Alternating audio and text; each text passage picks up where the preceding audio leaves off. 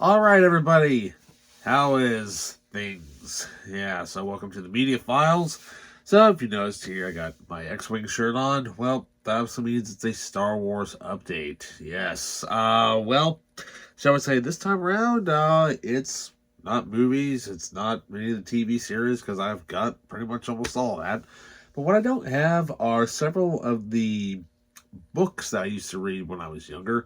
And, well, shall I say, lo and behold, we got a nice, huge pile of Star Wars books to go through. Yes, big, huge Star Wars book update for the collection. Now, mind you, I've been collecting Star Wars books ever since they really came out in the 90s. I've got pretty much almost all of them, except for a few of the little series here and there that I just didn't want to read when I was younger. Wish I had back then. But, so, yeah. So we got quite a bit to go through today. So, and we'll also throw in, let's see here, we'll also throw in a DVD also. So, yep. Alrighty, so basically, small, like a single DVD and Star Wars book update right here in the Media Files. Let's see what we got to add to the collection.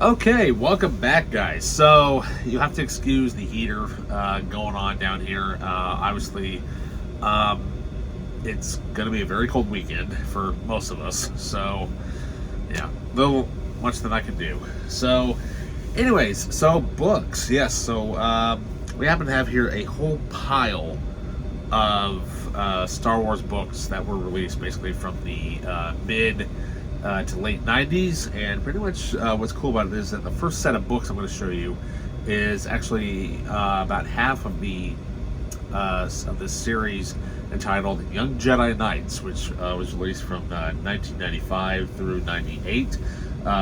Basically 14 stories written with Han and Leia's children written at this time, entitled named Jason and Jaina Solo, who of course were twins, and then of course, you know, as avid Star Wars know, Anakin wouldn't come around until a little later.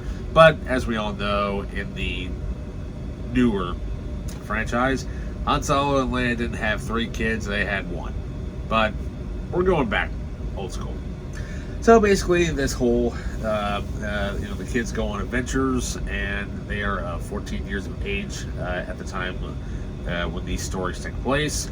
And I'll read the synopsis on the backing of each book that I have, except one of them is actually out of the way because it was a spare copy that I did not realize. So, anyways, so I got most of them. Now, mind you, I used to read these books when I was a kid, obviously, and, being an avid Star Wars fan. The first book that I got out of this entire series was this one, Lightsabers. And I just picked it up because I'm like, oh, cool, it's a small, young adult novel, and it has a really cool title for it. So, little did I know that was actually part of a series.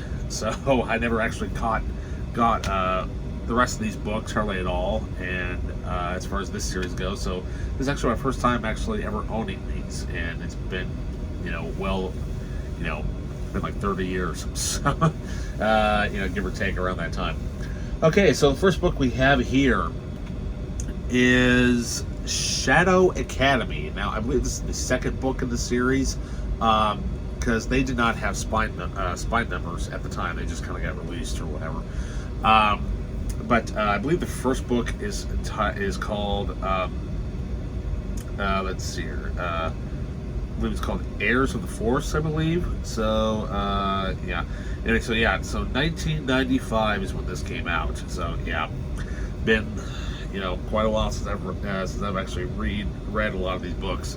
So, okay, so Shadow Academy. So, The Dark Jedi Brachus, the student Luke Skywalker expelled from his academy, has learned much since he's left, enough to master the dark side of the Force, and enough to establish his own school for training Jedi, the Shadow Academy. But now Brachus has been given an even greater task. Not only must he create a sinister legion of Dark Jedi to serve the Empire, but he must undertake a challenge not even Darth Vader and the Emperor could meet. Kidnap the heirs of the Skywalker bloodline and turn them to the dark side of the Force. So yeah, there we go. So apparently that must be Brachus, I believe. But we will see. So yeah, so basically around this timeline, Luke has already created his Jedi Academy at this point. So, all right. So the next book we have here is The Lost Ones. Yeah, now what's kind of cool about some of these books, some of these novels, is that I think the first issues or the first editions actually have these really cool like metallic sheens on them, which is really cool for the background stuff. I believe this book takes place after Jedi Academy, so I tried to put these books in order and number order where they're at. So for those of you who are diehard book enthusiasts, you'll probably know which one is which. Okay, so during a break in training, Jacen and Jaina are reunited with their old friend Zeke, an orphan living in the streets of their home planet of Coruscant. Young, wild, and free, Zeke has never had a care in the world until now. He sees the changes in his friends. Jacen and Jaina have learned so much, have grown in so many ways. Compared to them, he is only a lost little boy. However, a powerful being has seen his potential. Someone who knows about shame and jealousy and how to make use of them. Someone who knows that the dark side of the Force is especially attractive when you got nothing to lose. So yeah, there we go. I believe that is, and then they also introduced the character of Tenel Ka, I believe her name is. She kind of starts becoming Jacen's love interest later on. All right, so then up next we have here Shards of Alderaan, which of course features Boba Fett there on the front cover, as well as Jacen Jaina. I think that's Tenel Ka, as I said, and then we have the Wookiee here known as Lobaka, who's kind of like their friend. So for this story, we have Jacen and Jaina setting off for the Alderaan system, determined to salvage a piece of the shattered planet as a gift for their mother. But amid the ghosts of a dead world, the twins are in for a deadly surprise. Some ghosts still live. A long-lost enemy of the Solo family is about to return. Ooh, yeah. So, alrighty. So yeah, that's what I thought. Tenel Ka is her name. So, there we go. Alright, so then up next, we have here Diversity Alliance. Yeah, I think, like I said, some of these books, I think they all take place one after another, but there are some gaps that I need to fill in this collection. Okay, for this story, everyone is searching for Baran Tol. Not only is he a father to one of Jacen and Jaina's fellow students, he holds the key to a secret coalition gaining power in the New Republic. The young Jedi Knights race across the galaxy to find him, but they may be too late. For their true enemy is about to show its treacherous face, and it will be shockingly familiar. So yeah, there we go. Alrighty, so then up next we have here Darkest Night. So once again, this must be one of the first releases of this novel because it's got the shiny metallic sheen down there. Okay, so up next we have here the twins and Lobaka are off to the Wookiees' home planet of Kashyyyk, where Loi's younger sister is about to undergo the terrifying Wookiee rite of passage. The ceremony is dangerous and difficult, and he wants to help her in any way he can. Meanwhile, the Dark Jedi student Zeke has been given his own rite of passage to lead a raid on the Great Wookiee Computer Center on Kashyyyk.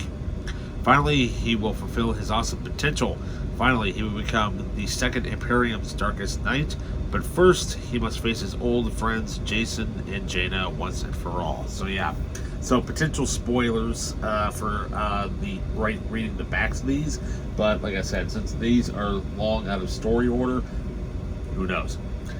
Alrighty, so then up next we have here Jedi Under Siege, once again with a really cool metallic looking cover. Of course, we have Jacen and Jaina on the front, possibly fighting Zeke. Of course, we got Luke and R2, and of course, the ever-watching eyes of the Emperor.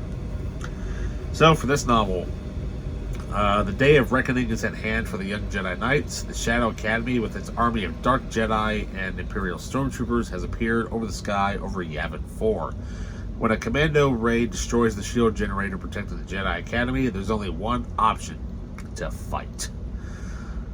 Now Jacen and Jaina, along with Luke Skywalker and their friends, must trust in the Force to do battle with their sworn enemies, the Dark Jedi Zeke, his master Brachus, and the lonesome. Yeah, I cannot talk today. The lonesome Night Sister, Temeth Kai. Victory means a new legacy of Jedi coming of age. Defeat means a final cloak of darkness over the entire galaxy. So yeah, so this novel kind of came out in 96. And then we have up next, we have here The Emperor's Plague. So if you kind of notice, there's a lot of those things in the background filled with possible possible regeneration pods. Wink wink nudge nudge, maybe. So for this novel, we have here Boran Thal's secret is out. He's protecting a deadly plague that could devastate the galaxy if released. And the evil Nola Turkana, the leader of the Diversity Alliance, knows where it's hidden. Now Jacen, Jaina, and their allies must race against time as a massive battle rages between New Republic soldiers and the forces of the Diversity Alliance. The young Jedi Knights must find and destroy the plague before it can be released. But first, they must face Nola good grief. Tarkona and her very lethal hired hand, Boba Fett. So yeah. Now, mind you, these were all written before, of course, the prequel trilogy that came out. All right, and finally, I believe this actually is the final book in this series. So we have here Crisis at Crystal Reef. Yeah, so like an underwater adventure. Of course, you have Jacen, Jaina, and Luke, and of course Nien Nunb there, and almost like a precursor ship to what the vehicle that Obi-Wan and Qui-Gon would pilot in episode 1. All right, so for this novel, Anya Galaharo planned to destroy the Solo family, but now she fights an intense inner battle against her growing spice addiction and her growing friendship with Jacen and Jaina. She no longer knows where her loyalties lie. In desperation for spice, she steals a ship and flees to the Jedi Academy.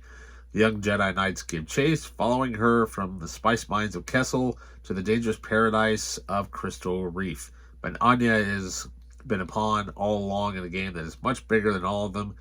They just landed in the middle of it. So yeah, okay, there we go. All right, so it sounds like a pretty intense final adventure there for the young Solo twins there. So okay, so up next we have here a novel from the X-Wing, from the Rogue Squadron series. This is book number 6, written by Aaron Alston, who did several novels. Of course, Michael A. Stackpole started this series with, of course, X-Wing Rogue Squadron. And basically, I think it's like 10 novels total at this point. So we have here book number 6, X-Wing Iron Fist. So yeah, I love this artwork though. It's so cool. Okay, so against all odds, with the controversial Wraith Squadron has survived its first covert mission, but now they are called upon to cheat death twice. This time, Wedge Antilles sends them in to stop the warlord Zinj and his superstar destroyer Iron Fist. If Zinj destroys the Empire, it could turn the tide of the war against the rebels. Good grief, the Wraith Squadron's missions to infiltrate the warlord's fleet and uncover his carefully guarded plans. To do so, they must pose as ruthless pirates seeking to join Zinj's forces. Yeah. That means first becoming pirates in space and in space lanes, teaming with Imperial Navy patrols. And if that isn't enough to get them killed, they'll have to pass one last test, a suicide mission for Zinj. Can they survive the test and turn the tables and get on Zinj, or is this the end for Wraith Squadron? So yeah, cool, awesome. If you love awesome, ship stuff, there you go. Okay, so up next we have here a couple novels. Actually, it's the two novels of a trilogy. I've got the first one. We have here the next two books are from the Bounty Hunter Wars trilogy. Yeah, so the first novel being, of course, the Mandalorian Armor, which is really awesome.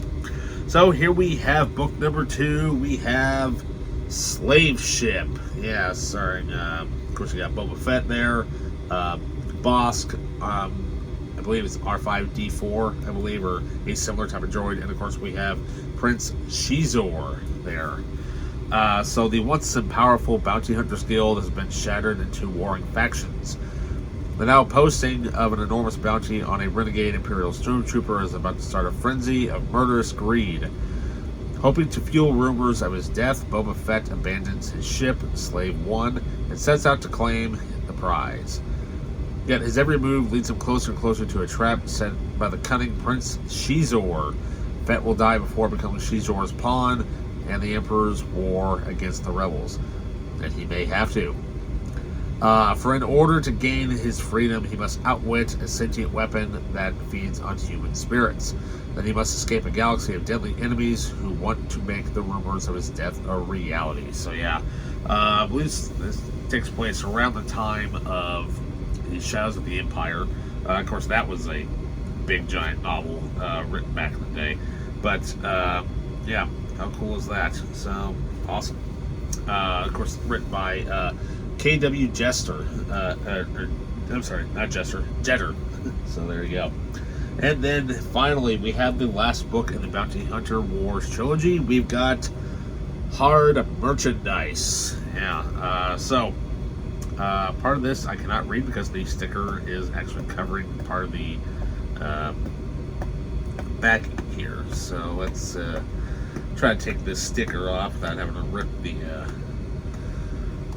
Should have taken the stickers off, but when they put these stickers on, it's such a pain in the butt to get off because they like to rip, and it's just real hard to get the stickiness off of it, especially on a soft covered book here. Okay, that's good enough. So when Boba Fett stumbles across evidence implicating Prince Xizor's in the murder of Luke Skywalker's aunt and uncle, Fett makes himself an enemy he even fears. The unknown mastermind who behind a monstrous deception who will kill to hide his tracks. Fett also finds himself in possession of an amnesiac young woman named Neela, who may be the key to the mystery, or a decoy leading Fett to a murderous ambush. Fett's last hope is to run through the list of Xizor's hidden enemies, and since Xizor's hidden enemies are almost as legion as Fett's, the chance of survival is slim, even for someone as skilled and relentless as Boba Fett. So yeah, it's pretty cool that this Bounty Hunter Wars trilogy is all centered around Boba Fett, basically being the lead there. So how cool is that? Okay, so up next we have here some novels from, or at least a novel from like just one. I think it's an individual novel, or it's actually a sequel, I believe, to the book entitled Children of the Jedi. So here we have from author Barbara Hamley, we've got Planet of Twilight. Yeah, so let's do some comparisons here. So real quick. So here's about the length of the Young Jedi Knight novel. So roughly about 200 pages. Yeah, a little bit bigger, not by much, but still. But not gonna complain. So, Nob Corliss is a barren backwater planet world, once a dreaded prison colony, now home to a fanatic religious cult. It is here that Princess Leia has been taken captive by a ruthless and charismatic warlord bent on destroying the New Republic.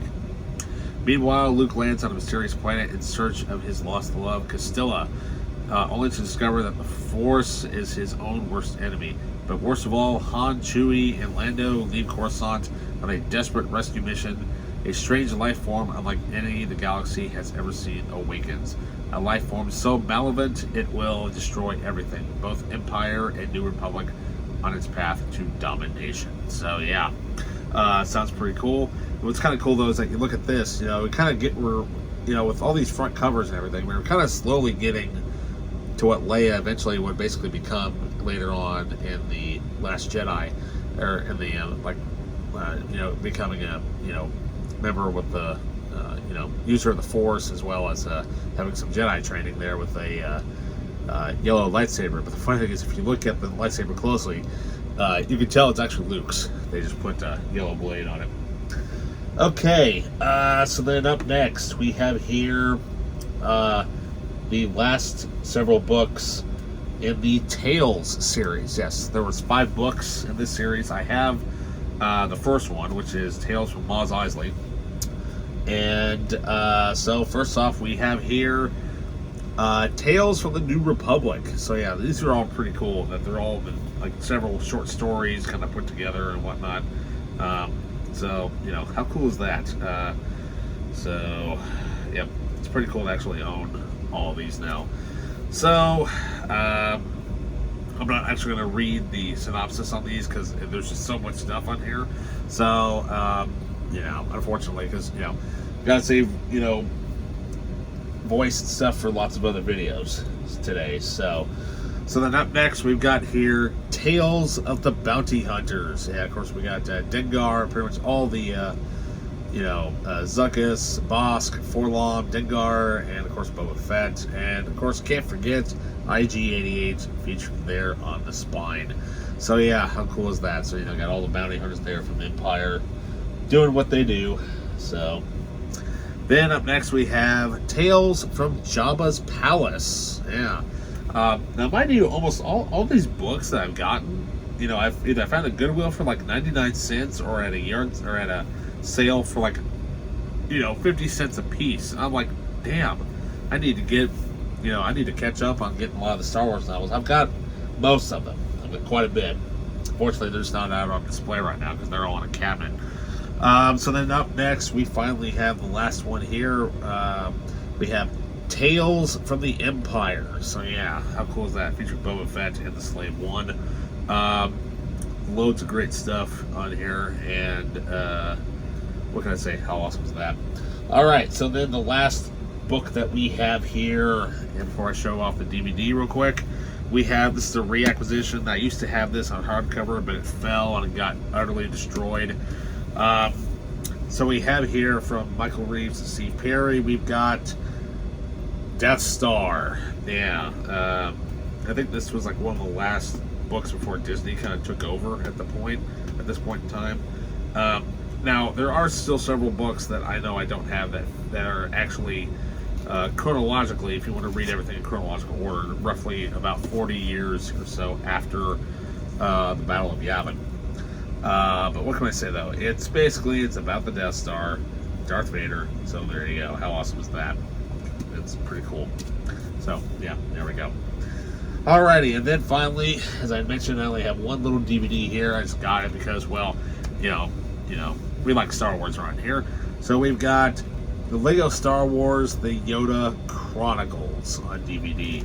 Yeah, features 2 episodes. We have The Phantom Clone and Menace of the Sith. So, yeah, there we go.